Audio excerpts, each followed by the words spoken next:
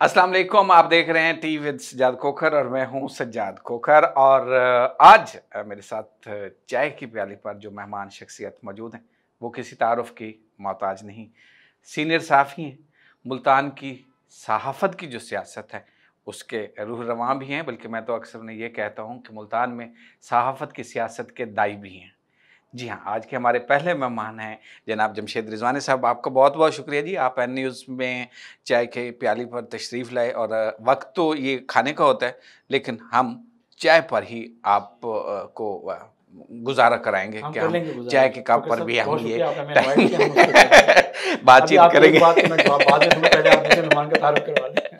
जमशेद रिजवानी साहब साबिक secretary general हैं मुल्तान प्रेस क्लब के। बहुत सारे चैनल उन्होंने लॉन्च किए मुल्तान में, ख़ास तौर पर नई सहाफ़त के, बल्कि इलेक्ट्रॉनिक मीडिया में नई सहाफ़त के अमीन हैं। जिद्दत लाए हैं, नई चीज़ें लाई हैं, नए मामलात डिस्कस किए हैं और बहुत सारे मुल्तान में सहाफ़त के मैदान में इनके शागिर्द हैं। इसके हवाले से भी आज हम तफसील से बात करेंगे। आज के हमारे दूसरे मेहमान चाय की प्याली पर जो हैं वो मुल्तान प्रेस क्लब के साबिक सदर हैं।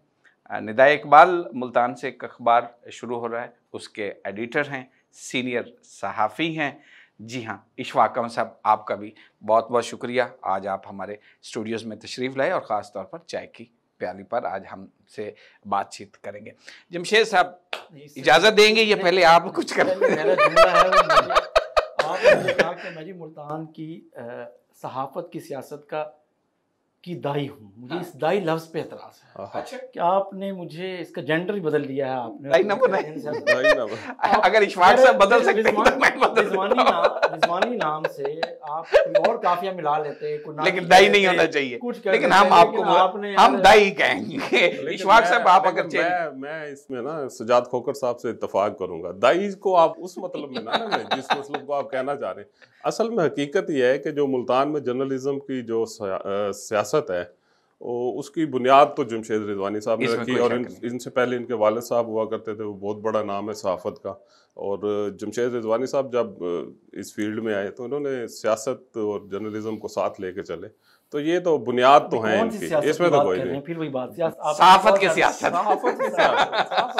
दूसरी सहाफ़त की हम बात सियासत की बात नहीं करते। दूसरे सियासतदानों के साथ तो और तरह के तल्लुकात होते हैं, लेकिन वो जो सहाफ़त की सियासत है। अच्छा, मुल्तान में सहाफ़त ख़ास तौर पर अगर हम इलेक्ट्रॉनिक मीडिया की बात करें तो मुझे तो बहुत अच्छी तरह याद है जब पाकिस्तान में कोई प्राइवेट टीवी चैनल्स नहीं होते थे, वहद एक पाकिस्तान टेलीविज़न होता था। और पहली बार जब प्राइवेट चैनल आए तो मुल्तान में जो शख्स हमें सबसे ज़्यादा भागता दौड़ता हुआ नज़र आया और उस वक्त ब्रेकिंग न्यूज़ जो मुल्तान से ब्रेक हुई, तो वो मेरा तो ख्याल है कि जमशेद रिजवानी के अलावा हमें दूसरा नाम नज़र नहीं आता मुल्तान में। बिल्कुल, इसमें कोई शक वाली बात नहीं है। बानी भी हैं, सहाफ़त में सियासत के भी बानी हैं। और अगर इससे बढ़ के मैं तो समझता हूँ इनका जो कद काठ है वो सहाफ़त के लिहाज से है। इनके वालिद साहब भी थे और ये भी थे। चलें जी, आज देखते हैं ना कि जमशेद साहब हमें क्या अंदर की बातें जो हैं वो बताते हैं चाय पीते पीते। जमशेद साहब, न्यूजीलैंड की टीम गई और उसके बाद इंग्लैंड की टीम भी चली गई, असल कहानी क्या है? कोई राज? दो मौक़िफ़ हैं। एक वो जो इस वक्त प्रिवेल कर रहा है और वो पाकिस्तान की सरहदों से बाहर चला गया है और उसकी बाउंड्रीज़ अब नहीं रही हैं। अब आज जो पीसीबी के चेयरमैन रमीज़ राजा ने बात की, उन्होंने कहा कि ये मगरबी ब्लॉक है, वेस्टर्न ब्लॉक है जो अब क्रिकेट के ऊपर असरअंदाज हो रहा है। उन्होंने उसके अपने फ़ैसले हैं और वो उन फ़ैसलों पे इम्प्लीमेंट कर रहे हैं और इस वजह से क्रिकेट नहीं होनी पाकिस्तान में, उसे रोका गया है। तो ये बात ज़ाहिर है और वो इसको कह रहे हैं, लफ्ज़ इस्तेमाल नहीं किया, लेकिन उन्होंने कहा कि इसका मतलब ये है कि पॉलिटिक्स हो रही है। कोई इंटरनेशनल लेवल पर जो चेंजेस आई हैं, ख़ास तौर पे हमारे खित्ते में अफ़गानिस्तान में जो हुकूमत आई है अबूरी, और जो सुपर पावर अमेरिका यहाँ से गई है, और उसके बाद इस खित्ते में अफ़गानिस्तान में हुकूमत साजी में जो उसके हमसाया ममालिक हैं, चीन है, रूस है और रशियन स्टेट्स हैं, जो साबका रशियन स्टेट्स हैं जो वस्त एशियाई रियासतें कहलाती हैं, वो हैं, पाकिस्तान है। तो ये लोग मिलके कोशिश कर रहे हैं कि वहाँ किस तरह का सेटअप हो। वो तालिबान से भी कह रहे हैं, वो उन्हें दुनिया के साथ चलने का भी कह रहे हैं, लेकिन उनकी अपनी चीज़ें भी हैं। दुनिया ये समझ रही है, जो बाकी दुनिया है, जो चीन और रूस के भी सियासी मुखालिफ हैं और जो भी ब्लॉक है, वो भी ये उसको अलग, पाकिस्तान को उसके साथ एसोसिएट देख रहा है। जो अमेरिका और उसके इत्तेहादी हैं वो पाकिस्तान को चीन और रूस के साथ एक अलग ब्लॉक देख रहे हैं, जबकि ये ब्लॉक है उसको अलग देख रहे हैं। तो लगता ये है, डोमिनेटिंग जो ओपिनियन है वो ये है कि यकीनन इसके पीछे पॉलिटिक्स है, जो इस इलाके के पाकिस्तान की यहाँ पे इस वक्त जियो स्ट्रेटजिक जो इम्पोर्टेंस है और पाकिस्तान को जो दबाव में लेने की कोशिश की जा रही है इंटरनेशनली, वो सब पहलू शामिल हैं। मेरा पहले भी ख्याल था, किसी दोस्त ने मुझसे बात की, वो ये था कि शुरू में मैं भी ये कहता हूँ कि एक कुछ चीज़ें हमें प्रैग्मेटिकली देखनी चाहिए। उनमें से एक ये थी कि क्या हुआ होगा कि सिक्योरिटी का रीज़न बनाया गया और एक जवाज़ बना।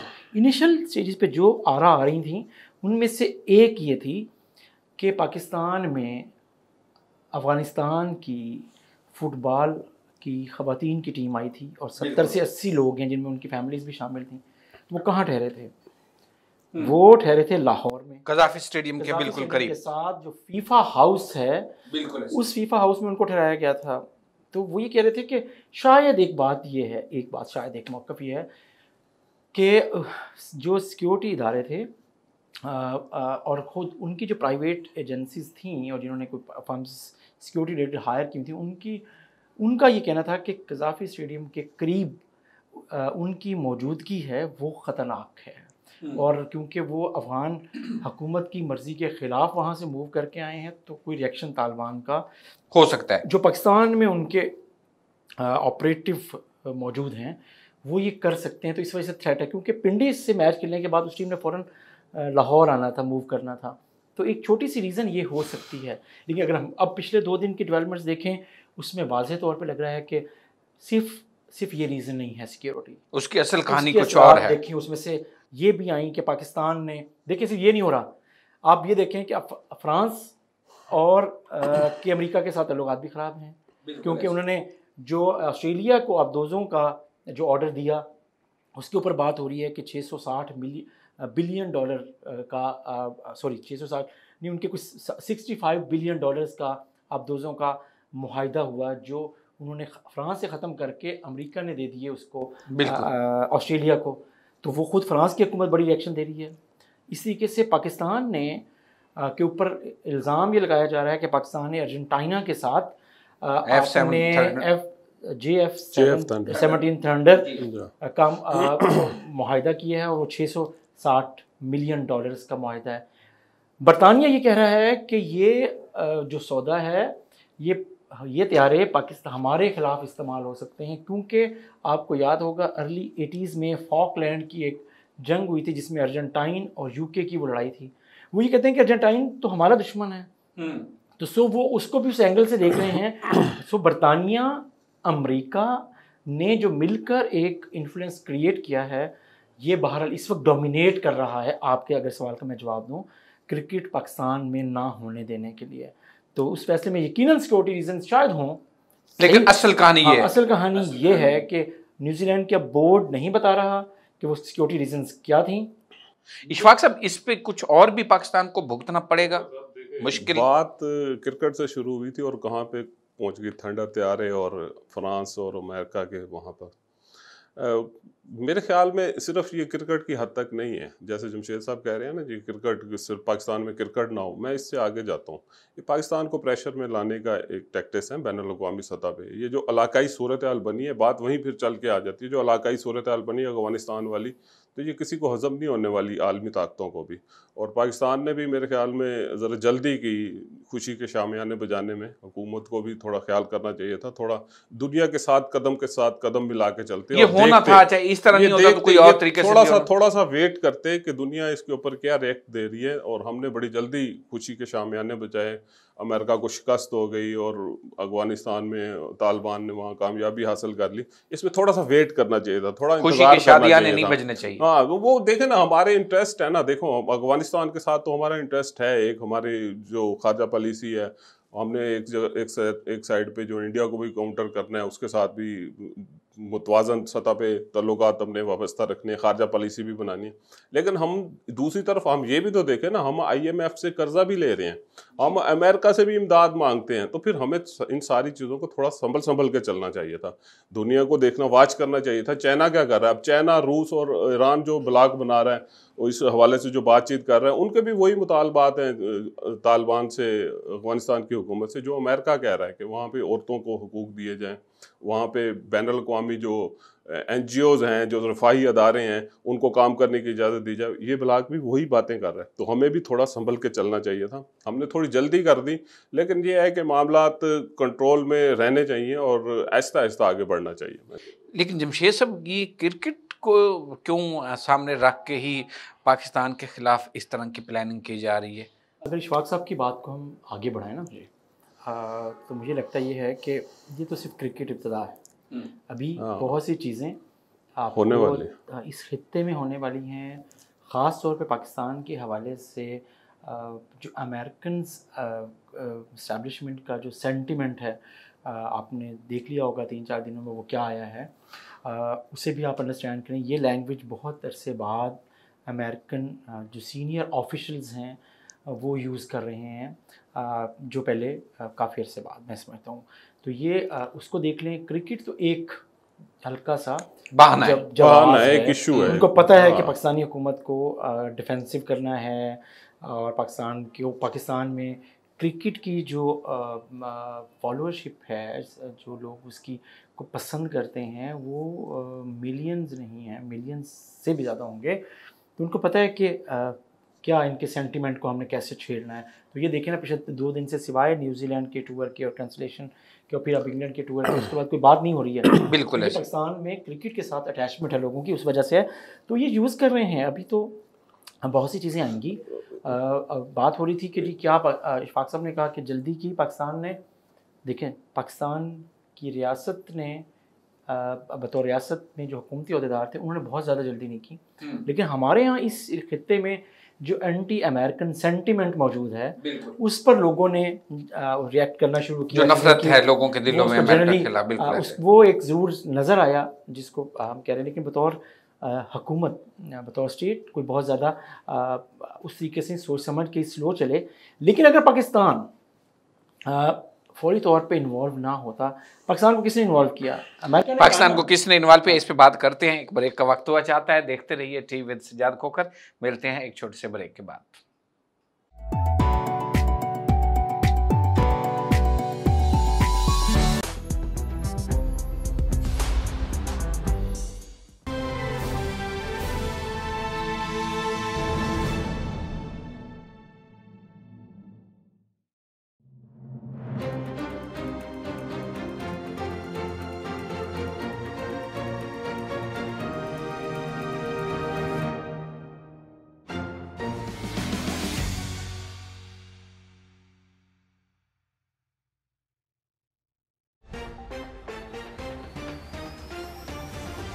इमरान खान, आपको हमने वोट दिए हैं, नियाज़ी साहब हमारे बारे सोचें। चूँकि यहाँ पे डेजर्ट एरिया है, एक ही फसल होती है लोगों की साल में, और ज़रिया माश उसी पे चल में ये मनाया जा रहा है। और इसमें जो हमारे शहीद होते हैं उनको हम उनकी याद में ये मनाया जाता है। ये गुजारिश करूँगा कि जिस तरह से हमेशा जोश व जज्बे से मनाते हैं 14 अगस्त, इस दफ़ा भी मनाया जाए। कॉलेजेस हैं, हमारे जो स्कूल्स हैं, ये सब मिलकर ये कर रहे हैं। और ये जो विजन है इमरान खान साहब का, सरसब्ज पाकिस्तान, पंजाब इमरजेंसी सर्विस और दूसरे अजला की तरह हमारे ज़िला लिया में भी ये मुहिम ज़ोर शोर से जारी है। आर्मी को और तरक्कियाँ दें, उनको दुश्मन नीस्त व नाबूद हों। कोई आला अफसर आए और इस मुल्क को आगे संभाले, कंट्रोल करे, क्योंकि आर्मी के अलावा हमें कभी भी सहूलत नहीं मिली। जान जान पाकिस्तान, दिल दिल पाकिस्तान। इतवार की शाम 7:05 पर।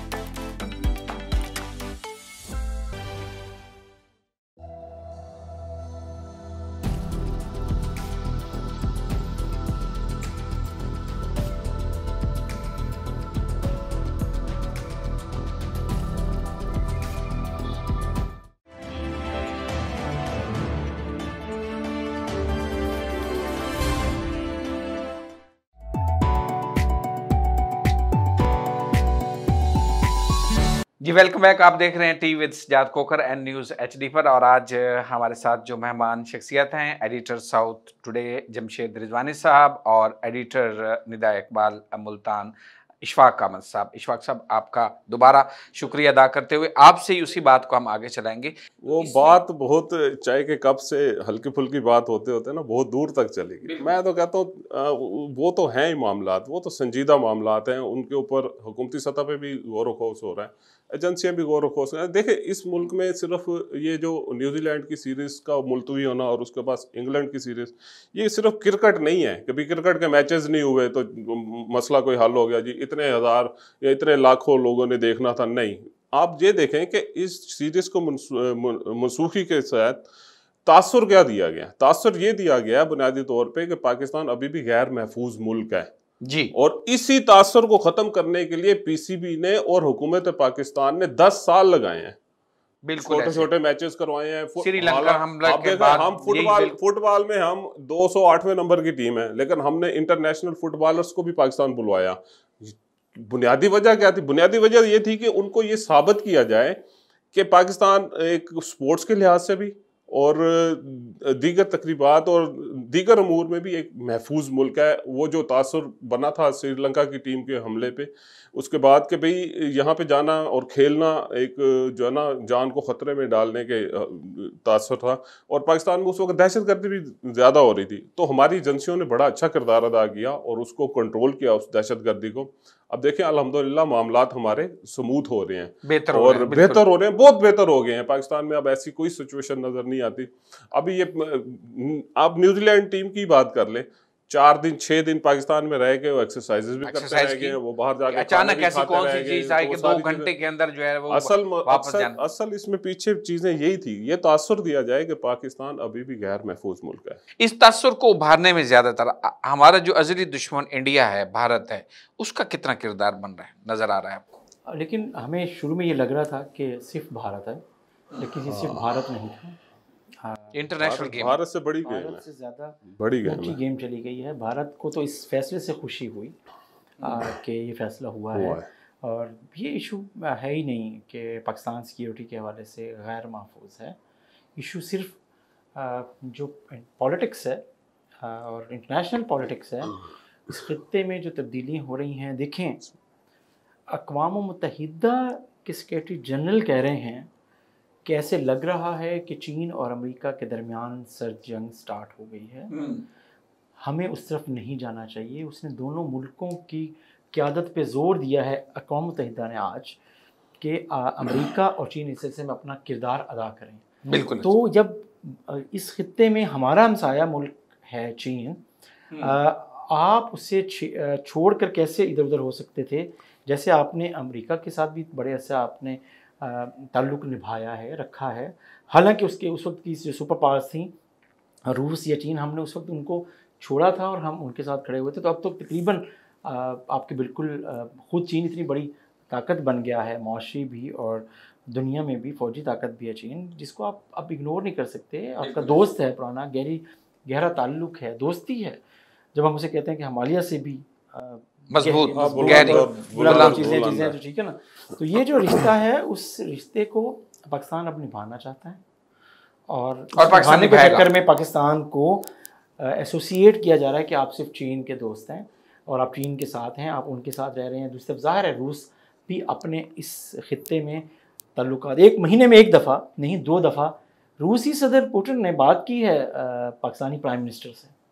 बिल्कुल है। तो इसका मतलब ये है कि चेंजेस तो हैं। जमशेद साहब, ये बात बहुत लंबी है, ये बात ख़त्म नहीं हो सकती, और मेरा ख्याल अगर हम पूरा प्रोग्राम भी इस पे कर लें तब भी ये गुफ्तगू तवील हो। थोड़ा सा इसमें थोड़ी इसको वजाहत करना चाहूँगा। एक बैठे बैठे एक बात जहन में आ गई, ज़रबुल मिसल है कि अकल जो है ना वो बादाम खाने से नहीं आती, धोखा खाने से आती है।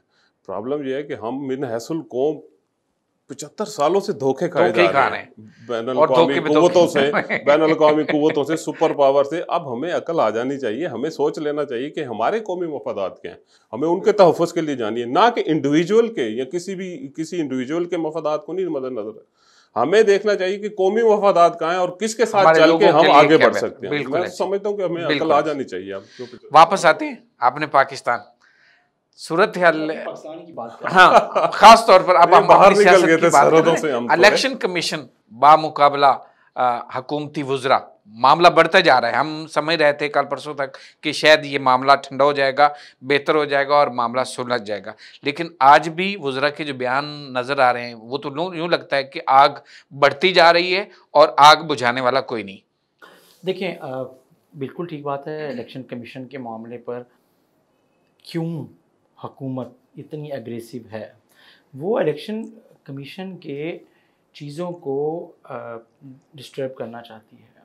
उसे लग रहा है कि ये इलेक्शन कमीशन में बहुत सी चीज़ें वो नहीं कर पाएगी। मसलन ईवीएम की बात हो रही है, इलेक्ट्रॉनिक वोटिंग मशीन्स की बात हो रही है। हुकूमत डेस्परेट है, जिसमें प्रेसिडेंट ऑफ पाकिस्तान एक कह रहे हों कि जी ये होगा और ऐसे होना चाहिए। इलेक्शन कमीशन ने 30 से ऊपर पॉइंट्स दिए कि क्यों 37 कि आपने अभी गैर महफूज है, अभी हमें बहुत से स्टेप करने होंगे, अभी हम फौरी तौर पे इसको जैसे आप कह रहे हैं वैसे इम्प्लीमेंट नहीं कर सकते। वो 37 जैसे इशफाक साहब ने कहा 37 जो पॉइंट्स हैं उनमें इतना वज़न है जिसकी वजह से हुकूमत उस टेक्निकल उन एतराज़ात को दूर करने के बजाय वो जा रही है उसको सियासी तौर पे हैंडल करने में, एक प्रेशर डाल रही है कि कुछ उनको कंट्रोवर्शियल कर रही है इलेक्शन कमीशन के मेंबर्स को, चेयरमैन को, ताकि या तो वो खुद छोड़ जाएं या उनको इतना डिसक्रेडिट कर दिया जाए कि हुकूमत जब कुछ करना चाहे सोचे तो उसको आसानी हो जाए।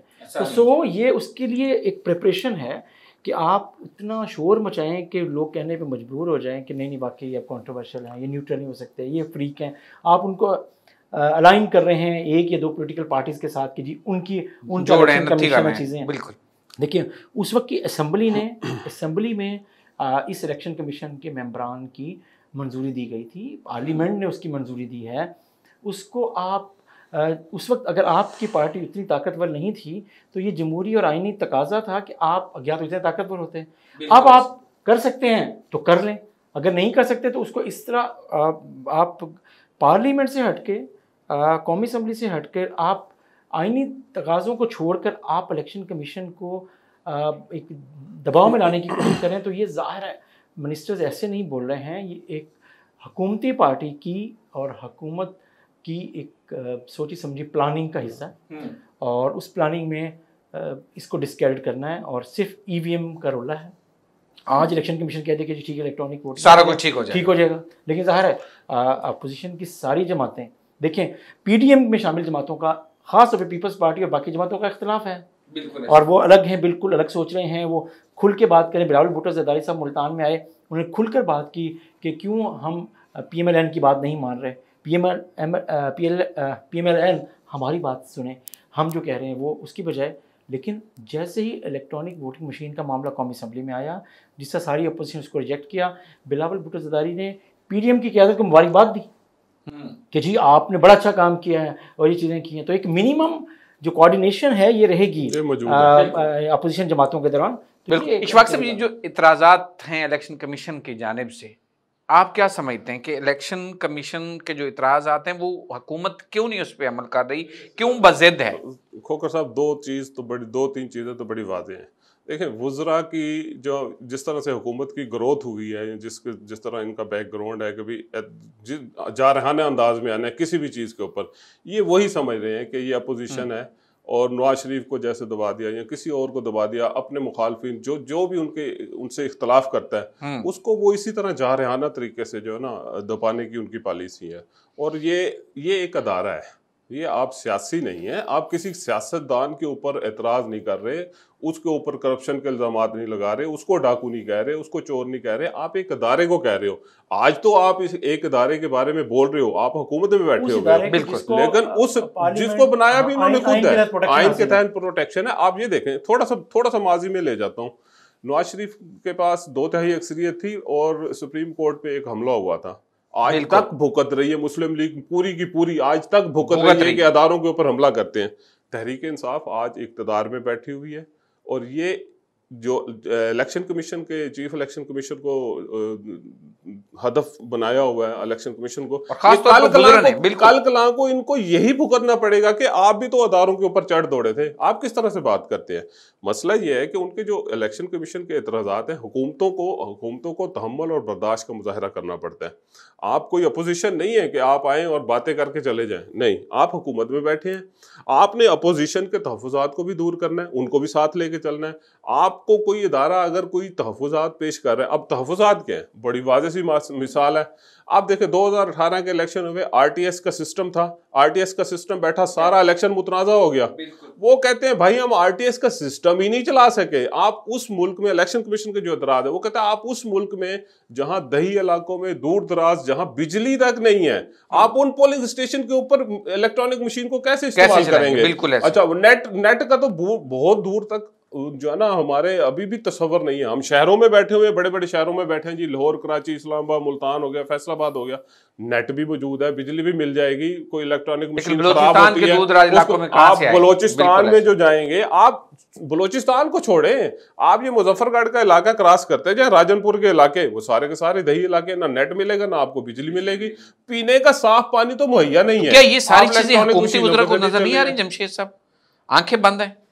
उन्हें इलेक्शन कमीशन पर एतराज़ है, उन्हें उन मेंबर्स पे एतराज़ है जो इलेक्शन कमीशन में इस वक्त बैठे हुए हैं, और चेयरमैन इलेक्शन कमीशन पर एतराज़ है उन्हें, तो ज़ाहिर है वो उनको नज़र नहीं आ रहा। लेकिन मैं जैसे इशफाक साहब इलेक्शन कमीशन और इलेक्ट्रॉनिक वोटिंग मशीन को बिल्कुल उस निज़ाम को रिजेक्ट कर रहे हैं, नहीं, मैं रिजेक्ट नहीं कर रहा, मैं कहता हूँ ये बिल तरतीब आना चाहिए, बिल तरतीब आना चाहिए। देखिए पहले एक दो हल्कों में ज़िमनी इलेक्शन में करवा के देखें उसकी क्या शक्ल बनती है, उसके बाद इसको लेके उसके ऊपर इम्प्लीमेंटेशन मरहलावार होनी चाहिए। ये कह रहे हैं, ठीक है। एक बात तो सही है, हमें ये मसाइल हल करने हैं। अमेरिका जैसे मुल्क में अगर इलेक्शन इलेक्ट्रॉनिक वोटिंग मशीन के ज़रिए होते हैं, ठीक है, वो डेवलप्ड कंट्री होगा, और बहुत से लोगों ने मलेशिया भी अब ईवीएम पे चला गया है और चीज़ें हैं, तो हमें बहरहाल जाना होगा।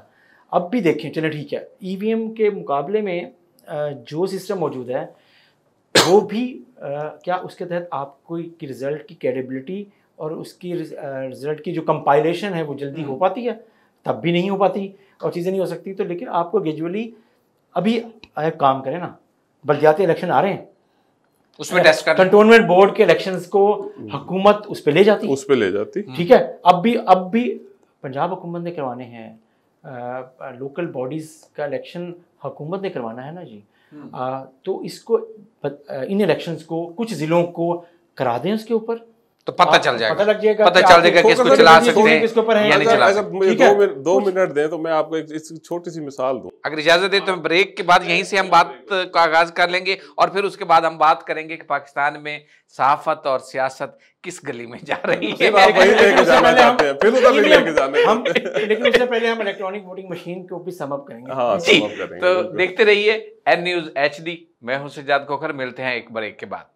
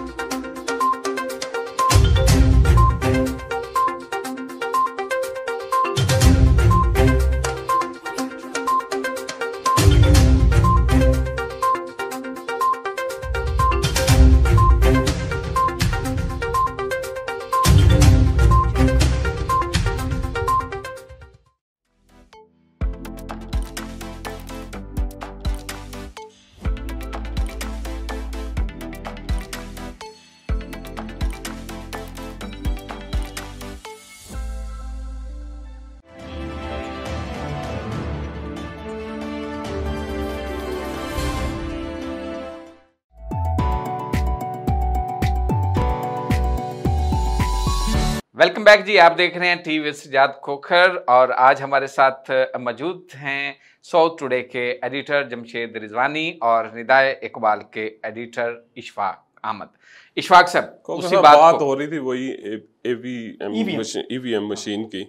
देखें, वो उसमें मैं इसके बिल्कुल मुखालिफ नहीं हूँ। मैं समझता हूँ कि हम किसी के भी नहीं होना चाहिए। एक वक्त ऐसा भी था, थोड़ा सा बात को इसको फैला लें तो, अगर एक वक्त ऐसा भी था कि उलमा कराम जो ना स्पीकर की मुखालफत किया करते कि स्पीकर नहीं होना चाहिए, इसकी ज़रूरत ही नहीं है।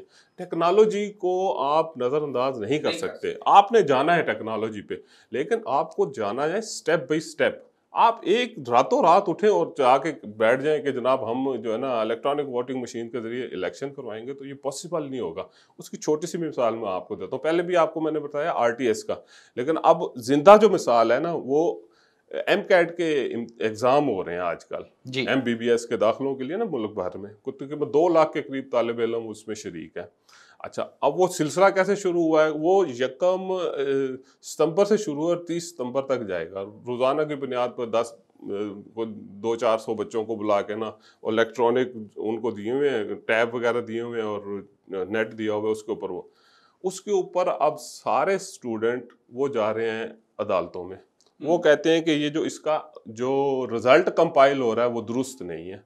अब आपके पास हार्ड कॉपी तो है नहीं, आपके पास तो हार्ड कॉपी नहीं है। आप टिक करके आ गए कि ये ठीक है, सॉफ्टवेयर। अच्छा, सॉफ्टवेयर ना आप बच्चे को हार्ड कॉपी दे रहे हैं, ना सवालों को पता है, ना जवाबों को पता है। यही कुछ जाके इलेक्ट्रॉनिक मशीन में होना है कि जिस वक्त आप फर्स्ट टाइम जाके इलेक्ट्रॉनिक मशीन में जाएंगे, वोट कास्ट करेंगे, उसके बाद तो खत्म हो गया खेल। इलेक्शन कमीशन कहता है कि अगर इसका सॉफ्टवेयर इसको छेड़ दें और वोट कास्ट किसी के हुए हों और वो बन किसी और के जाएं, तो फिर इसका हल क्या आपके पास? और हमारी तारीख उठा के देख रहे हैं, हमने कभी भी किसी भी इलेक्शन में साफ और शफाफ इलेक्शन नहीं करवाए। तो इसलिए हमें टेक्नोलॉजी की तरफ जाना चाहिए, हम उससे इनकार, लेकिन मरहलावार जाना। जमशेद साहब मुत्तफिक हैं इस बात से? मरहलावार जाएं या आप जाएं एक ही दफ़ा, लेकिन एक बात तय है, वो ये कि आपको मुल्क की पार्लियामेंट के अंदर मौजूद तमाम सियासी जमातों को एतमाद में लेना चाहिए और इत्तफाक राय से ये करना चाहिए। और वो चाहे बतदरीज मरहलावार हो, चाहे एक दफ़ा इम्प्लीमेंटेशन हो, और ख़ास तौर पे जो सियासी जमातें हैं उनके अगर तहफ़्फ़ुज़ात हैं तो हुकूमत का फ़र्ज़ है कि वो उन्हें दूर करे और ब्रीफिंग दे। उसकी सिक्योरिटी है, आपके जो उसके काउंटर चेक्स हैं, उसके ऊपर क्या आप उसको न्यूट्रल किस अंदाज में रख सकते हैं, और कि ये रिज़ल्ट चोरी ना हो, उसको कैसे इंश्योर कर सकते हैं, तो वो करना चाहिए। इसमें एक चीज़ हमें अडॉप्शन की तरफ जाना चाहिए, मॉडर्न चीज़ों की तरफ, लेकिन अगर तहफ़्फ़ुज़ात हैं तो वो पहले दूर करना चाहिए। एक चीज़ छोटी सी ऐड ये करना चाहूँगा कि हुकूमत है इस वक्त PTI, इनको हुकूमत करनी चाहिए। इस वक्त भी इनको अपोजिशन वाला किरदार अदा नहीं करना चाहिए। इशफाक साहब आगे बढ़, 1.5 साल रह जाएगा तो अपोजिशन, हुकूमत भी तो इसी अंदाज में आएगी ना जैसे अपोजिशन आ रही है। बिल्कुल। पाकिस्तान की सियासत और सहाफत आपके ख्याल में किस तरफ जा रही है, किस गली में जा रही है? अब ये 2 बड़े वसी टॉपिक हैं, पाकिस्तान की सियासत और फिर जो सहाफियों की सियासत। अच्छा, ये मैं आपको बता देता हूँ। पाकिस्तान में जो सहाफियों की सियासत है ना, वो भी उसी डिगर पे जा रही है जो मुल्क की सियासत है।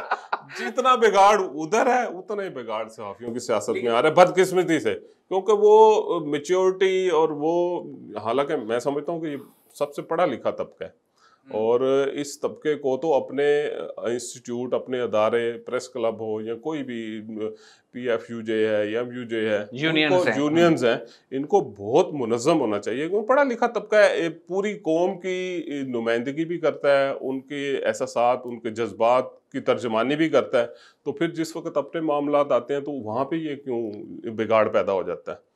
और ये बिगाड़ नहीं होना चाहिए। ये हमारी बदकिस्मती है कि हम जो है ना सियासत से वो बहुत सारी चीज़ें सहाफ़त में लेके आ जाते हैं और फिर हम भी दरअसल उसी मिजाज का एक हिस्सा बन गए कि मेरे पास ये ओहदा है तो बस 20 साल मेरे पास ही होना चाहिए, किसी और के पास नहीं जाना चाहिए। जमहूरी अमल है भाई, एक को सियासत करने दो। आप आए हैं, इक़्तिदार में आए हैं, आप करें जर्नलिज्म, आप खिदमत करें सहाफ़ियों की। आपका टेन्योर पूरा हो, किसी और को मौका दे दें। साल बाद, 2 साल बाद, 3 साल बाद कोई और आके मौका ले और जो अच्छी खिदमत कर लेगा उसको दोबारा मुंतखब कर लेंगे। अब लेकिन बदकिस्मती ये है कि हम साल से उन्हीं ओहदों के साथ चिपटे रहते हैं। हम कहते हैं कि कोई और हमारी जगह आके ना ले, तो इसी वजह से ये सारा बिगाड़ पैदा हो। और अगर इसको आप मुआवजा करें कौमी सियासत में, वहाँ भी यही बिगाड़ ही है। वो कहते हैं जो कुर्सी के साथ चिपट के बैठता है वो कहता है कुर्सी में नहीं जानी चाहिए, बंदा गिर जाए कुर्सी ना जाए। ये प्रॉब्लम। जमशेद साहब, सहाफत की नई अंदाज की तरफ हम जाएंगे, लेकिन पहले मैं यही चाहूँगा हम कि मुल्तान ख़ासतौर पर हमारा वसेबी इलाका और उसमें ख़ास तौर पर मुल्तान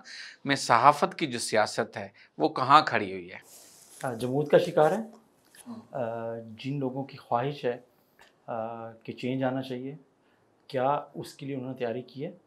कौन लोग हैं जो कम्युनिटी के साथ, कम्युनिटी के इश्यूज़ के साथ जुड़े हुए हैं? अगर वो जुड़े हुए नहीं हैं तो और घर बैठे हुए हैं और कभी उन्होंने प्रेस क्लब नहीं गए, कभी वो किसी यूनियन में एक्टिव नहीं हुए, सिर्फ उनकी ख्वाहिश अपनी जगह पर है। जो लोग भी चाहते हैं कि मुल्तान की सहाफ़ियों की सियासत में नुमायाँ तब्दीली आए या कोई भी आए, प्रेस क्लब को एक्टिव होना चाहिए। प्रेस क्लब मुल्तान का सबसे बड़ा इदारा है, उसके इलेक्शंस हों और चीज़ें हों, तो लेकिन उसके लिए फिर लोगों को सियासी भी होना चाहिए। आपने मुझे दाई कहा, जिसके ऊपर शदीद तहफ़्फ़ुज़ात हैं अभी भी, लेकिन इसके बावजूद लेकिन हम दोनों मुत्तफ़िक़ हैं कि हम दाई हैं। आप लोगों को जो हमारी पिछले 10 साल की जनरेशन आई है, जिसमें हम पिछले 10 से 12 साल में हम एक्टिव नहीं हैं, बिल्कुल ऐसे, ठीक है। तो जो लोग अब 10 साल में आए हैं उन्हें फिर पता होना चाहिए कि कम्युनिटी के अंदर कैसे जाना है, पेनिट्रेट करना है, कम्युनिटी के साथ जुड़ना कैसे है, इंडिविजुअल के साथ कैसे जुड़ना है, और फिर लोगों की जो तवक्कुआत होती हैं उनको पूरा कैसे करना है, आपका प्लान क्या है। फिर जाकर आप लोगों को इन्फ्लुएंस कर सकते हैं, लोगों को बता सकते हैं कि आप उनके ट्रू लीडर हैं। लेकिन जब आप नहीं करेंगे तो कब तक आप जमशेद ज़वानी को देखेंगे, शकील अंजुम साहब को देखेंगे, मज़हर खान साहब को देखेंगे, इशफाक साहब को देखेंगे, किसी को भी, राना परवेज़ साहब को देखेंगे, इफ्तिखार हुसैन साहब, सब लोगों के नाम लेते जाएँ, किसको देखेंगे? देखिए मैं बताता हूँ, देखिए जब हम आए और आप उसके गवाह हैं, इशफाक साहब भी, उस वक्त गज़नफ़र अली शाही साहब, जब्बार मुफ्ती साहब, शमीम असगर साहब, नज़र बलोच साहब, मज़हर जावेद साहब, कौन सा नाम नहीं था, ठीक है, वो सब शौकत साहब, ठीक है, ये रहे। उसके बाद हम आहिस्ता आहिस्ता हमने उनसे सीखना शुरू किया, हम उनके साथ खड़े हुए, कभी उस ग्रुप में खड़े हुए, कभी उनके साथ खड़े हुए, हम उसमें प्रैक्टिकली उनके वर्कर के तौर पे रहे, हमने सीखा और एक स्टेज पर उन्होंने हमें वेटेज देना शुरू किया। हम में से कोई मजलिस आमला में जाना शुरू हुआ, फिर हम में से कोई फाइनेंस सेक्रेटरी बना, फिर हम में से जाके किसी ने सेक्रेटरी का इलेक्शन लड़ा, किसी ने सदर का लड़ा। मैंने तो आज तक सदर का इलेक्शन नहीं लड़ा, मैं तो सेक्रेटरी का लड़ा। इशफाक साहब ने सेक्रेटरी का भी लड़ा और सदर का भी लड़ा, तो सेक्रेटरी भी बने और सदर भी बने।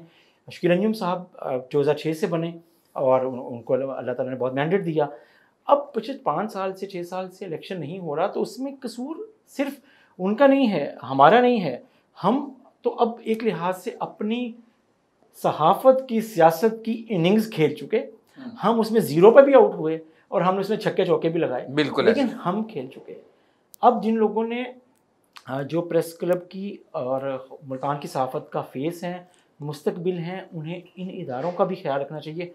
हमारी जो सपोर्ट है वो हमें जारी रहेगी, लेकिन लोग आएँ और आगे करें। तो इसलिए मेरा ख्याल है कि अगर आप चाहते हैं कि मुल्तान की सहाफ़त की सियासत किसी एक रुख जाए, तो यकीनन उन लोगों को, बच्चों को, यंगस्टर्स को भी आगे आना चाहिए और वो देखें कि जो पुराने लोग हैं उनमें से अगर अभी भी अवाम सहाफ़ियों की तायद रखते हैं, कोई भी रखता है, तो उसको आने दें। इशफाक साहब, सहाफ़त की सियासत में जब सीनियर एक साइड पर होकर बैठ जाएं, हम देखते हैं कि मुल्तान की सहाफ़त की जो सियासत है उसमें हमें सीनियर बिल्कुल किनारा कशी करते हुए दिखाई देते हैं। हमें नज़र आता है कि हमारे जो एडिटर्स हैं, जो सीनियर्स हैं, आप जैसे लोग, इवन डन मैं तो बात करूँगा, आप लास्ट टाइम जब प्रेसिडेंट मुंतखब हुए मुल्तान प्रेस क्लब के, उसके बाद आपने कहा नहीं जी मैंने तो आइंदा इलेक्शन ही नहीं लड़ना, और आप गवाह हैं, बिल्कुल ठीक है, गवाह हैं, और आप ऐसे साइड हुए कि आपने प्रेस क्लब का रुख ही नहीं किया।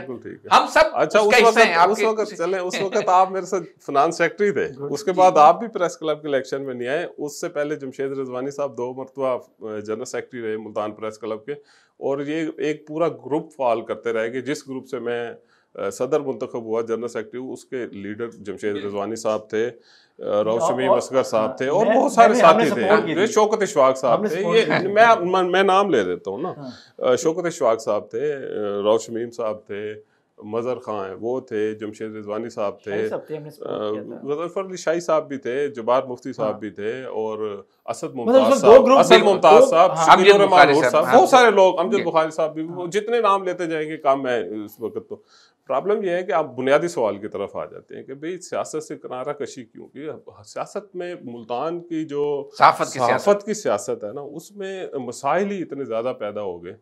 दरअसल कुछ जो गैर अनासर हैं, जो सहाफ़ी नहीं हैं, वो इतनी बुरी तरह से उस प्रेस क्लब में आके इन्वॉल्व हो गए।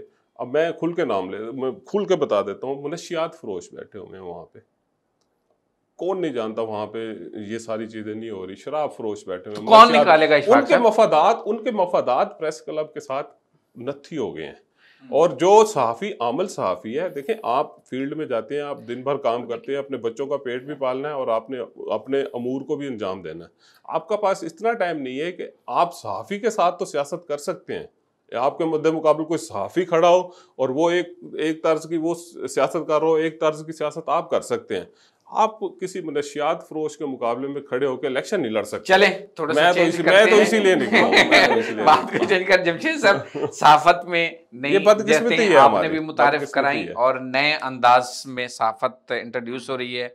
अब सोशल मीडिया एक बड़ा प्लेटफॉर्म आपकी सहाफत में दाखिल हो रहा है, बड़ा मीडियम बन रहा है। इस तरह वेब चैनल्स जो हैं वो आ रहे हैं, रेडियो चैनल्स जो हैं वो तेज़ी से इस साइड आ रहे हैं। तो क्या अब हमें इस नई सहाफत, जो नए नौजवान हैं जो इस फील्ड में आ रहे हैं, उनकी किस तरह हौसला अफजाई करनी चाहिए, या वो एक ब्रेक ले लेते हैं, ब्रेक के बाद आके यहीं से बात करते हैं। देखते रहिए टीवी विद सज्जाद खोखर, मिलते हैं ब्रेक के बाद।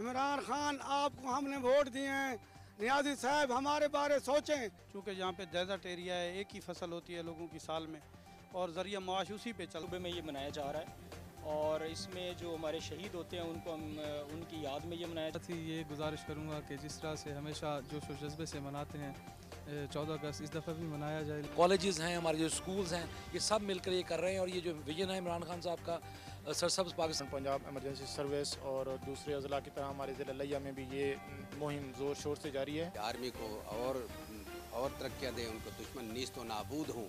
कोई आला अफसर आए और इस मुल्क को आगे संभाले, कंट्रोल करे, क्योंकि आर्मी के अलावा हमें कभी भी सहूलत नहीं मिली। जान जान पाकिस्तान, दिल दिल पाकिस्तान। इतवार की शाम 7:05 पर।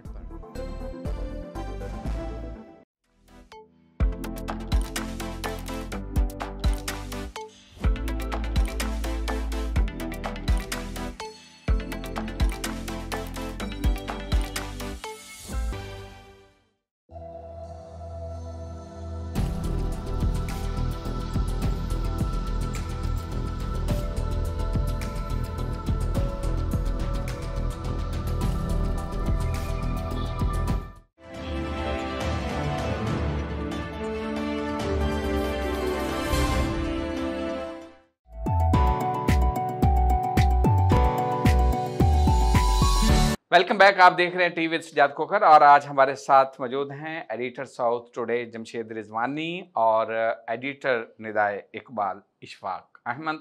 हम बात कर रहे थे अभी कि अब हमारे जो नए नौजवान हैं जो सहाफ़त में आ रहे हैं और सहाफ़त में जो तब्दीली आ रही है, उस हवाले से हमारे नौजवानों को क्या करना चाहिए? जमशेद साहब, नौजवानों को अंडरस्टैंड करना चाहिए कि अब उन्हें इदारों की नौकरी नहीं करनी चाहिए, इदारे उन्हें तलाश करें। अगर उन्हें नौकरी की ज़रूरत होगी तो उन्हें पैसे नहीं मिलेंगे, और अगर ख़ुद वो इस तरीके से हैं तो इदारे उनको ढूंढ रहे होंगे तो उनको पैसे मिलेंगे। मैं समझता हूँ कि नौजवानों के लिए अब नए इस इलाके में नई ओपनिंग है, और नई ओपनिंग है social media, digital media platforms कई लोग कर रहे हैं ऑलरेडी। लेकिन अब अगर आप देखें तो आपने लॉन्च किया है एन न्यूज़ HD, और सैटेलाइट चैनल भी है, सोशल मीडिया पे पहले से ही मौजूद था। उस प्लेटफॉर्म का आपको फ़ायदा हुआ ना, उसको आपने कन्वर्ट किया सैटेलाइट में, और इसी तरीके से बहुत से इदारे ऐसे हैं जो ये देख रहे हैं कि आने वाला फ्यूचर जो है वो डिजिटल मीडिया प्लेटफॉर्म्स का है या सैटेलाइट का है। अगर हम कुछ एक दोस्त मुझसे शेयर कर रहे थे कि जो 2 बड़े टीवी चैनल्स हैं, पाकिस्तान के 2 बड़े टीवी चैनल्स हैं, उनका इस वक्त जो जितनी भी इनकम है, रेवेन्यू है, उसका 50 to 60% रेवेन्यू वो उन्हें सोशल मीडिया से आ रहा है। उनकी जो चीज़ें सोशल मीडिया पे हैं, उनकी वजह से उनके रेवेन्यू जो अब जनरेट हो रहा है, उनको सोशल मीडिया पर जो उनका कंटेंट है उससे जो पैसे आ रहे हैं वो उनका 60% तक पहुंच गया है। इट्स मीन आपके पास ये बहुत बारीक सी लाइन है कि आपको देखना है कि क्या सोशल मीडिया का और डिजिटल मीडिया का इन्फ्लुएंस है और शेयर है, और क्या मेन स्ट्रीम मीडिया का है। मेन स्ट्रीम मीडिया रहेगा और है, और लेकिन डिजिटल मीडिया प्लेटफॉर्म्स तेज़ी से इमर्ज हो रहे हैं, लोग उसको एंजॉय भी कर रहे हैं, लोग उसके साथ एक्सेसिबल है, इंफॉर्मेशन उनको बहुत जल्दी मिल रही है, और उतनी मिल रही है जितनी वो चाहते हैं। और जो दे रहा है इंफॉर्मेशन, उसे पता है कि उसने ये इंफॉर्मेशन फ़िज़ा में नहीं फेंकी, हवा में नहीं है, वो लोगों के हाथ में पहुँचे। सजाद खोकर साहब के पास पहुँचे, वो मेल हैं, उनकी एज 40 to 50 ईयर्स है। इशफाक साहब हैं, इनकी एज 50 ईयर्स है, मेल हैं। ना करें ये इशफाक साहब 40 to 50 ईयर्स का ठीक है। और ये मेल हैं, ये फीमेल हैं, इनका एज ग्रुप ये है, इनका जेंडर ये है, और ये इस एरिया में रहते हैं। तो जो आपका आने वाला दौर है वो टारगेटेड ऑडियंस का है, व्यूवरशिप का है। आपने वहाँ तक पहुँचना है। आपका जो बिज़नेस है वो भी अपने क्लाइंट तक पहुँचना चाहता है। बिल्कुल। तो जिस तक पहुँचना चाहता है उसके लिए हल वो फ़िज़ा हवा वाला नहीं है जिसमें सिग्नल्स हैं। उनके पास 3G, आपने बिजनेस की बात की और चीज़ें हैं। बिजनेस से मुझे इशफाक साहब, इस वक्त इदारों को एडिटर की ज़रूरत है, ये बिजनेस मैनेजर्स की तो मैं बाद में आऊँगा, पहले जमशेद की बात को मैं पूरा कर लूँ। इन्होंने 50 पे पहुँचा दिया मुझे, और करीब करीब आपको भी। तो मैंने रिवाइज किया इनके बारे में मैंने 40 to 50 कह दिया। मैं इतना कहूँगा कि मैं जिस वक्त कॉलेजेस में पढ़ रहा था, कॉलेज और यूनिवर्सिटी में, उस वक्त जमशेद रिजवानी साहब सीनियर सहाफ़ी थे। सीनियर सहाफ़ी इनकी एज के बारे में कुछ नहीं कहूँगा, ये आप जितनी मर्जी कर लो। अच्छा, अब आगे बात ये तो ठीक, बिल्कुल ठीक, बुरा नहीं माना उन्होंने, नहीं मानेंगे बिल्कुल, इंशाल्लाह अच्छे समझदार और सीनियर सहाफ़ी हैं, ऐसी बात नहीं है। अच्छा, दूसरी बात, अब थोड़ा सीरियस उस पहलू की तरफ आ जाते हैं। तो नौजवानों की बात की आपने, दूसरा बिजनेस के हवाले से बात की। देखें, 2 चीज़ें। अब तो इस फील्ड में वो बंदा है जो फुली जो है ना अपने आप को इस फील्ड की निस्बत से तैयार करके आए। आप हाफ माइंडेड और इस तरह के भाई उसका जहन में कुछ है, वो सिर्फ जॉब करने के लिए इधर आ रहा है, तो ना आए, बिल्कुल ना आए। वो फिर कुछ और कर ले। इस फील्ड में अगर आना है तो फुल स्किल के साथ आए, अपनी एजुकेशन मुकम्मल करे, अपनी टेक्निक मुकम्मल करे, उसके बाद फिर वो सोच समझ के आए कि मैं इस फील्ड में जा रहा हूँ और मैंने करना क्या है और ऑब्जेक्टिव क्या है उसका। अगर तो वो है तो फिर उसको इस फील्ड में आना चाहिए। अब जो नौजवान और नए लोग इसमें आ रहे हैं, तो मैं उनके लिए यही सजेस्ट करूंगा, अगर वो ये सिर्फ नौकरी की नुक्ता नज़र से आ रहे हैं तो बिल्कुल कतई इस फील्ड में ना आए, कोई और जॉब कर लें, इससे बेहतर उस तरफ चला जाएगा। बाकी रहेगी बात, अभी एक और दुखती रख छेड़ दी आपने कि भाई अब सहाफ़ी की ज़रूरत है तो जर्नल एडिटर की ज़रूरत है। या ये है कि देखें, ये मईशत का मामला है सिंपल सा, तो अदारे तो उसी तरह चलेंगे, उसी वक्त ही चलेंगे जिस वक्त उनके ज़राए आमदन भी पूरे होंगे। अब मुसलसल एक ही बंदा लगाया जा रहा हो, ये जो भी प्रोडक्शन हाउस बनाए या जो भी चैनल लेके आए वो उसके ऊपर मुसलसल खर्च किया जाए तो मुश्किल है, बड़ा मुश्किल हो जाता है। तो ये सिंपल सा फार्मूला, अगर हिसाब किताब पूरा होगा तो वो चलेगा। ये जुमला पता क्या है, वही बात जो बहुत पहले फवाद चौधरी साहब ने कही थी। उन्होंने कहा था कि बिज़नेस मॉडल हमें बुरा लगा, पुराने साफियों को बुरा लगा कि बिज़नेस मॉडल क्या बात करें, मीडिया को बिज़नेस मॉडल। लेकिन हमें अपनी बात करता हूँ, हम अपने शहर की बात करते हैं। भाई टेक्नोलॉजी आपकी बहुत चीज़ों को रिप्लेस कर रही है। मुल्तान में सब लोगों के पास आज से 10 साल पहले कितनी DSNDs होती थी और अब कितनी डीएसएनजीज हैं। एक टीवी चैनल के पास मुल्तान में 3 डीएसएनजीज थी, बिल्कुल, 2 वापस चले गई, 1 रह गई। पहले डीएसएनजी के लिए आपके पास driver, guard, reporter, cameraman, engineer चाहिए होता था, 5 बंदों की टीम चाहिए होती थी। अब आपके पास ये जो कैमरे लगे हुए हैं उनके ऊपर छोटा सा एक मोडेम लगता है, अब उसकी भी शायद ज़रूरत ना पड़े। बहुत से कैमरे ऐसे आ गए हैं जो उसके अंदर बिल्ट इन है, टेराडेक हैं, ठीक है। उसको आपने सिंपल आपने सिग्नल देना है, वो आपके पास मोबाइल फ़ोन में है पड़ा, और ये सिम दे देंगे, चीज़ें उसमें आप वहाँ से लाइव हो सकते हैं। अब मुझे कहाँ रह गई डीएसएनजी, कहाँ रह गई वो, आपको ह्यूमन रिसोर्स की ज़रूरत नहीं पड़ेगी। तो ये टेक्नोलॉजी भी है जो आपको तेज़ी से बदल रही है। फिर सबसे इम्पोर्टेंट बात यह है, लोग पिछले 20 साल से न्यूज़ कंज्यूम कर रहे थे, अब वो डाइजेस्ट नहीं हो रही। अब न्यूज़ से ज़्यादा लोग चाहते हैं कि एंटरटेनमेंट हो, लोग चाहते हैं मुख्तलिफ चीज़ हो, लोग चाहते हैं उसमें थोड़ी सी मैच्योरिटी हो, और क्या लोग हर दफ़ा नई चीज़ देखना चाहते हैं। अगर आप बैठ के टॉक शो दे रहे हैं, वही लोग हैं, 100 लोग हैं पूरे पाकिस्तान में जो मुख्तलिफ टीवी चैनल से बैठे होंगे, नहीं देखना चाहते न्यूज़ कंटेंट, सीरियस कंटेंट को देखना। जमशेद साहब, हमारे प्रोग्राम का वक्त ख़त्म हो रहा है, जाते जाते आपका मैसेज अपने नौजवानों के लिए जो इस फील्ड में आना चाहते हैं, जो सहाफ़त में आना चाहते हैं, आपका पैगाम। बिल्कुल अपनी एजुकेशन मुकम्मल करें, लेकिन उससे ज़्यादा अपने उस टैलेंट पे यकीन रखें जिस टैलेंट के तहत वो बिल्कुल मुख्तलिफ चीज़ अपने नाजरीन को दे सकते हैं, चाहे वो उनका अपना सोशल मीडिया प्रोफाइल हो या वो किसी इदारे में काम कर रहे हो। वो अगर मुख्तलिफ होंगे तो वो सर्वाइव करेंगे, उनके पास सोर्स ऑफ इनकम होगा और वो खुद हीरो होंगे, उन्हें इदारों की भी शायद ज़रूरत ना पड़े। इशफाक साहब, आपका पैगाम। मैं तो सिंपल सी बात है कि तो प्रिपेयर हो गए और एजुकेशन भी पूरी करके टेक्निकी लिहाज से भी मुकम्मल हो गया और सोच समझ के हैं कि वो किस फील्ड में जा रहे हैं और वो उसके लवाजमात पूरे करने की अहलियत रखते हो तो फिर आएँ, अदरवाइज इस फील्ड में। बहुत शुक्रिया इशफाक साहब, आप हमारे स्टूडियोज़ में तशरीफ़ लाए। जमशेद रिजवानी साहब, आपका बहुत शुक्रिया। आपका वक्त बहुत यकीनन कीमती है, लेकिन आप हमारी दावत पर तशरीफ़ लाए, हम आपका तहे दिल से शुक्रिया अदा करते हैं। नाज़रीन, आज के प्रोग्राम में मुझे बहुत मज़ा आया, बहुत सारी मालूमात मिली, बहुत सारी गपशप हुई। हम उम्मीद करते हैं कि आइंदा भी आपने ऐसे मेहमानों को प्रोग्राम में दावत देते रहेंगे और आपके लिए भरपूर मालूमात फराहम करते रहेंगे। सज्जाद कोकर को इजाज़त दीजिएगा, अगले प्रोग्राम में फिर मुलाकात होगी। तब तक के लिए अल्लाह हाफिज़। पाकिस्तान जिंदाबाद।